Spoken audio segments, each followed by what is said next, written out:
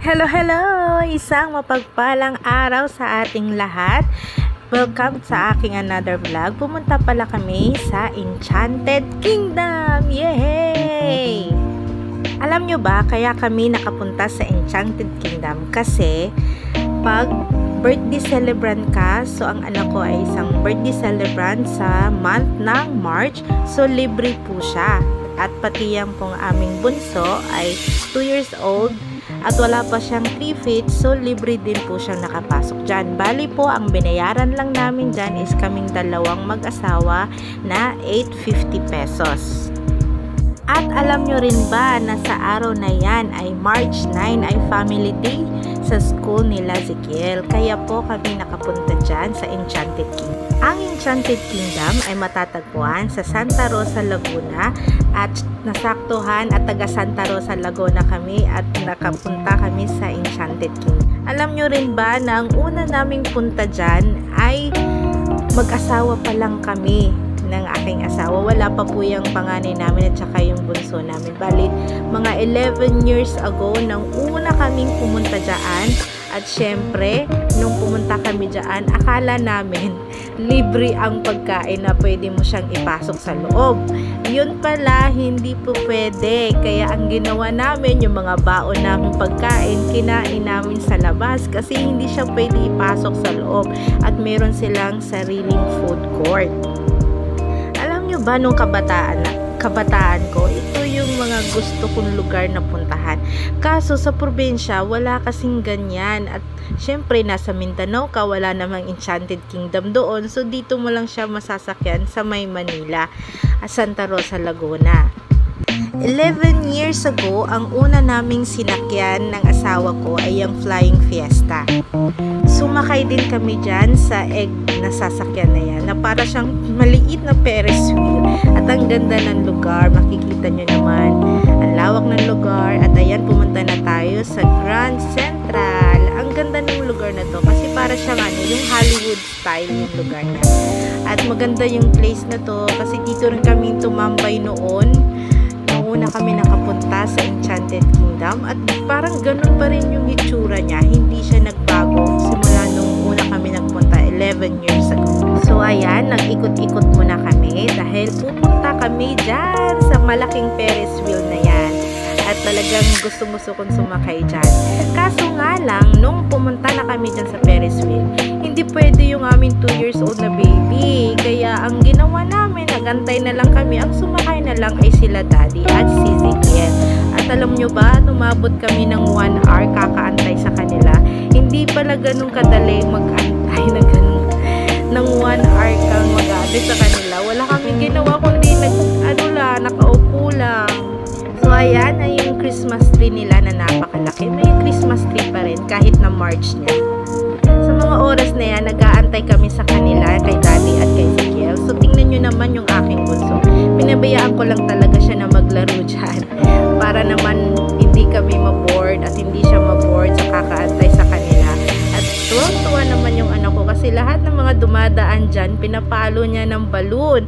Pero hindi sila nagagalit pag nakikita nila yung baby na nagpapalo sa kanila. Para tuwang-tuwa pa sila na nakikita nilang nandyan. Ayan, tingnan nyo naman kung paano makapalo ng mga tao yung anak ko.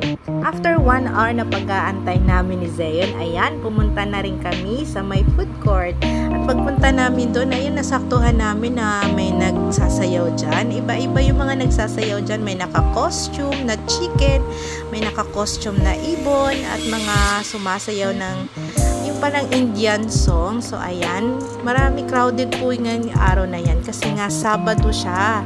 So ang daming tao, parang more on estudyante.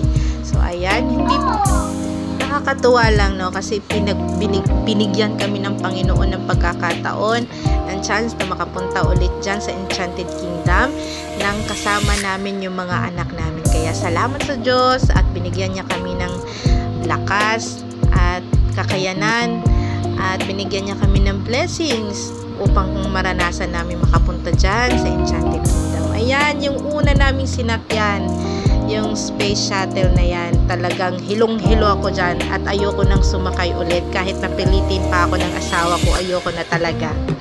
after ng mga ilang oras, ayan, nag-perform ulit yung mga sumayaw kanina na hindi namin naabutan. So ngayon, naabutan namin siya, makikita namin simula umpisa yung kanilang mga sayaw hanggang sa pagtatapos ng kanilang pagsasayaw. Maganda, magagaling yung mga dancers dyan, at saka creative silang lahat dyan at nakakaaliw talaga, lalo na sa mga bata. Talagang sobrang mag-i-enjoy yung mga bata dyan. Ayan, tingnan nyo naman yung anak ko. Tuwan-tuwa siya kasi mahilig din siyang sumayaw. Ayan, ang gaganda ng mga ano dyan, oh. Yung mga nagsasayaw na babae. Talagang nakaka-entertain, lalo na po sa mga anak nyo at sa atin din mga magulang na kahit papano naranasan natin ang makapunta dyan, naranasan namin na makapunta dyan. Salamat sa Panginoon talaga at binigyan niya kami ng chance na makapunta dyan ulit. At sa pagkain naman, na nag-budget po talaga kami dyan ng mga 1,000 kasi ang sabi po ng iba, mahal daw talaga ang mga bilihin dyan, yung mga pagkain dyan, at talagang totoo, medyo may pagkamahal po kasi yung mineral water pa lang 40 pesos na, doble po yung price niya. Kaya kung ako sa inyo, magdala po kayo ng mga sarili nyong water jug, pwede naman po yun ipasok, yung malalaki yung dalhin nyo, lagyan nyo ng maraming yelo at saka ng tubig para umabot siya ng hanggang gabi or hanggang paglabas nyo, o diba?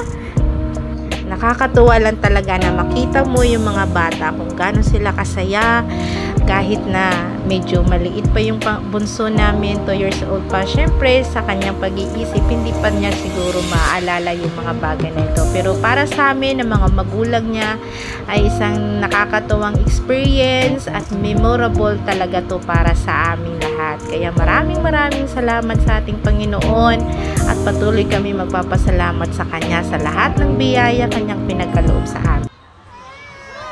Happy birthday! Happy birthday! Mami, ang iyakin na bata. Ayun na, magbilang na. Ayun na. Hold kuya. You hold here.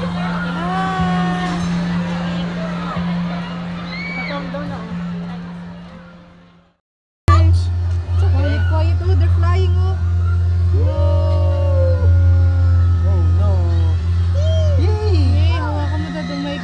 Oh no! Natatakot na ako. Nagdira ka na.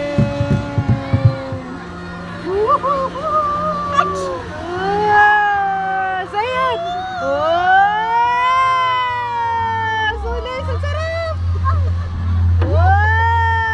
Hindi rin pala nakakatakot. Hindi nga. Nakaka-fly kiss to. Ay, kaya ni kuya. Sakit, Si kuya daw. Kuya! Ayoko tumingin sa tao. Nahihilo ako. Kasi yun lang ako nakatingin. Nahihilo ako. Oh my God, nahihilo ako. Ano, dapat higher? No! Nakakahilo pag tumingin ka sa tao. Hindi naman ah. Kasi yun lang ako tumitingin. Higher! Ayan na, higher na. Wow! Higher! Ayun.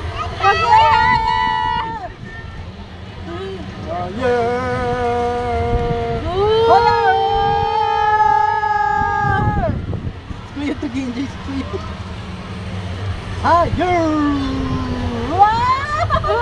Ayun sinasabi ko na higher na lang. Yeah! Higher! Ayun na, higher na. Wala na. Yay! Grabe, nakakahilo siya, Dad.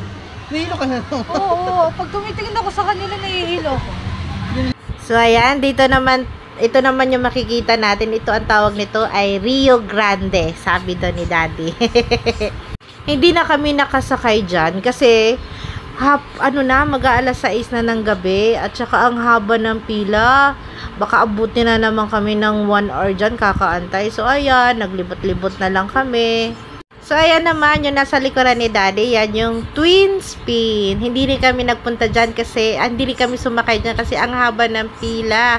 So ayun na nga, hanggang dito na lang po yung ating vlog. Enjoy! Bye-bye!